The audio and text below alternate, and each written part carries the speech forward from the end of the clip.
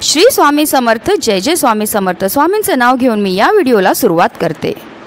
ज्येष्ठ महिन्यातील कृष्ण पक्षातील चतुर्थी तिथीला संकष्टी चतुर्थी साजरी केली जाते। ज्येष्ठ महिन्यात ही अंगारिका संकष्टी चतुर्थी आहे। अंगारिकीला व्रत उपवास करून विघ्नहर्ता गणेशाची पूजा केली जाते। दर महिन्याला संकष्टी चतुर्थी व्रत असतं। त्या दिवशी गणेशासोबत चंद्राचीही पूजा करण्याची परंपरा आहे। त्याशिवाय हे व्रत अपूर्ण मानलं जातं। मंगळवारी येणाऱ्या चतुर्थीला अंगारिकी किंवा मंगळी चतुर्थी असं देखील म्हणतात। 2024 या वर्षात केवळ एकच अंगारिकी चतुर्थी असून ती 25 जूनला आहे। अंगारिकी चतुर्थीचे धर्मशास्त्रानुसार अतिशय महत्त्व आहे। तब्बल 21 चतुर्थी केल्यानंतर मिळणारे फळ हे केवळ एक अंगारिकी चतुर्थीचे व्रत केल्याने प्राप्त होतं। या दिवशी संकष्टी चतुर्थीचे व्रत पाळल्यास आणि श्री गणेशाची यथायोग्य पूजा केल्यास शुभ फळ प्राप्त होतं। जीवनातील सर्व अडथळ्यांपासून मुक्ती मिळते आणि घरात सुख समृद्धी नांदते। आणि म्हणूनच आपल्याला आज संध्याकाळी कापूरसोबत ही एक वस्तू जाळायची। ही वस्तू जाळल्यामुळे आपल्या घरामध्ये असणारे सर्व दोष, अडचणी, भांडणं, आजारपण, इडापिडा, करणेवाद तर नष्ट होणारच, पण आपलं 7 पिढ्यांचं दारिद्र्य नष्ट होऊन आपल्या घराची, आपल्या मुलांची, आपल्या पतीची भरभरून अशी प्रगती होणार आहे। अतिशय प्रभावी असा हा उपाय आहे, ज्याबद्दल सविस्तर आणि महत्त्वाची अशी माहिती मी तुम्हाला या व्हिडिओमध्ये देणार आहे।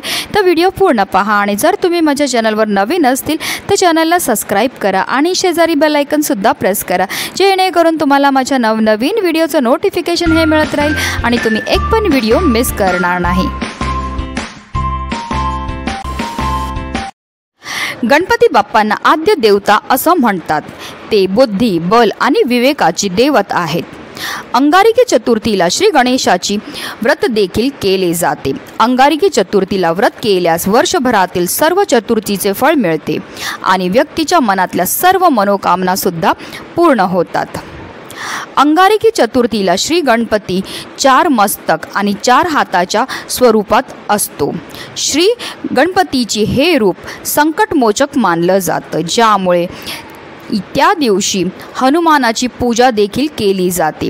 मंगळ ग्रहाने श्री गणेशाला प्रसन्न केलं होतं, यासाठी कठोर तपश्चर्या केली होती, म्हणून चतुर्थी मंगळवारी आल्यास ती अंगारिका चतुर्थी म्हणून ओळखली जाते। अशी प्रचलित कथा आहे। हे व्रत केल्यास मंगळाचे सर्व दोष दूर होऊन कुंडलीतला मंगळ मजबूत होतो। अगदी तुमच्यापासून माझ्यापर्यंत प्रत्येकजण खूप मेहनत करतो, खूप कष्ट करतो, जेणेकरून आपल्या आयुष्यामध्ये सुख समृद्धी नांदेल। पण बऱ्याचदा काय होतं ना, आपल्या घरामध्ये काही दोष असतात किंवा आपल्यामध्ये काही दोष असतात, त्यामुळे सुद्धा आपल्याला कोणत्याही क्षेत्रामध्ये यश हे मिळत नाही। आपण मेहनत तर करतो, कष्ट तर करतो, पण आपल्या कष्टाला आपल्या नशिबाची साथही मिळत नाही। आपल्या घरी पैसा तर येतो, पण आलेला पैसा आपल्या घरामध्ये टिकून राहत नाही। त्याचबरोबर जर घरामध्ये वारंवार आजारपण असेल, मुलं चिडचिड करत असतील, मुलं खूप शिकलेली आहेत पण मुलांना मनासारखी नोकरी मिळत नाही, किंवा विवाह जुळण्यामध्ये काही अडचणी येतात, बऱ्याचदा संतान प्राप्तीमध्ये अडचणी येतात, तर अशा विशेष तिथीला जर आपण काही विशेष उपाय केले तर त्यामुळे निश्चितच आपल्याला या सर्व दोषांपासून मुक्तता मिळण्यामध्ये मदतही मिळत असते। कारण अंगारिकी संकष्टी चतुर्थीच्या दिवशी गणेश तत्व ह्या भूतलावर खूपच जागृत प्रमाणामध्ये असतं आणि ह्या स्थितीमध्ये जर आपण काही उपाय केले तर निश्चितच केलेल्या उपायाचं आपल्याला 100 पटीने पुण्यफळ हे प्राप्त होत असतं।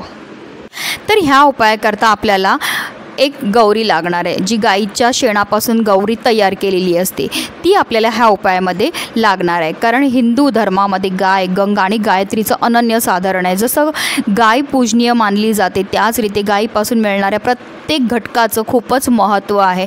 जसं की आपण अंगारिकी संकष्टी चतुर्थीच्या दिवशी आंघोळीच्या पाण्यामध्ये पंचगव्य टाकून स्नान करतो, त्याला महत्त्व। त्याच रीते जो कापूर आहे त्याबरोबर जर आपण शेणाची जी गौरी असते ती जाळली तर त्याचासुद्धा आपल्या आयुष्यामध्ये चमत्कारिक असा आपल्याला फायदा दिसून येतो। म्हणून आपल्याला काय करायचं आहे, एक मातीची पंती घ्यायची आहे, त्यामध्ये एक गाईची गौरी ठेवायची। आता ही तुम्ही गावखेड्यामध्ये राहत असतील तर तुम्हाला तिथे सहज भेटून जाईल, पण तुम्ही सिटीमध्ये राहत असेल तर काय करायचं, जिथे पूजेचं साहित्य मिळतं तिथे सहज ही शेणाची गौरी तुम्हाला मिळणार आहे। तर एक शेणाची गौरी तुम्हाला ठेवायची ठेवायची. त्याचबरोबर त्यावर आपल्याला 5 भीमसेनी कापूरच्या वड्या ठेवायच्या आहेत आणि 2 लवंगा ठेवायच्या आहेत.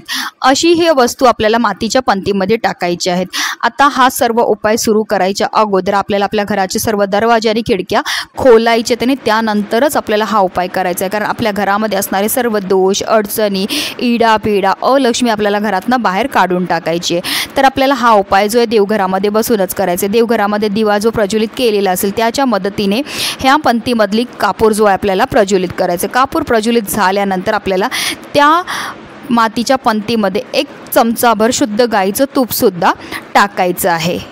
त्यानंतर काही वेळाकरता ही पंथी आपल्याला देवघरासमोरच ठेवायची. त्यानंतर तिकडनं उचलायची आहे आणि आपल्या संपूर्ण घरामध्ये आपल्याला ही जो कापूरचा धूर आहे तो फिरवायचा आहे. त्याचबरोबर आपल्याला निरंतर ओम श्री विघ्न हरताय नमः या मंत्राचा जप करायचा आहे. हा कापुराचा जो धूर आहे तो आपल्या संपूर्ण घरावरनं फिरून झाल्यानंतर आपल्या मुख्य प्रवेशद्वाराच्या उंबरठ्याच्या बरोबर मध नेऊन आपल्याला ही जी मातीची पंथी आहे ती ठेवून द्यायची आहे. जिथपर्यंत कापूर प्रज्वलित आहे तिथपर्यंत निरंतर आपल्याला ओम श्री विघ्न हरताय नमः या मंत्राचा जप करायचा आहे. जेव्हा आपण कापूर बरोबर ह्या वस्तू जाळतो त्याचबरोबर मंत्राचा जप करतो त्यामुळे आपल्या घरामध्ये असणारे सर्व दोष, सर्व अडचणी, सर्व नकारात्मकता, कोणत्याही वाईट शक्तीचा प्रभाव असेल, नजर दोष असेल, करणीबाधा असेल, इडापिडा असेल, अलक्ष्मी असते ती घरातनं काढता पाय करून निघून जाते आणि आपल्या घरामध्ये माता लक्ष्मीचं आगमन हे होत असतं. कारण आपल्या घराचा मुख्य प्रवेशद्वार हे आपल्या घराचं सर्वस्व असतं.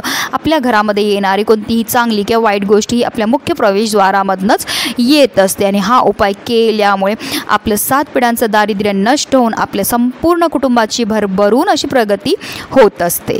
म्हणूनच व्हिडिओ जास्तीत जास्त लोकांपर्यंत शेअर करा जेणेकरून प्रत्येकाच्या आयुष्याचं कल्याण हो ही स्वामीचरणी प्रार्थना. श्री स्वामी समर्थ. जय जय स्वामी समर्थ.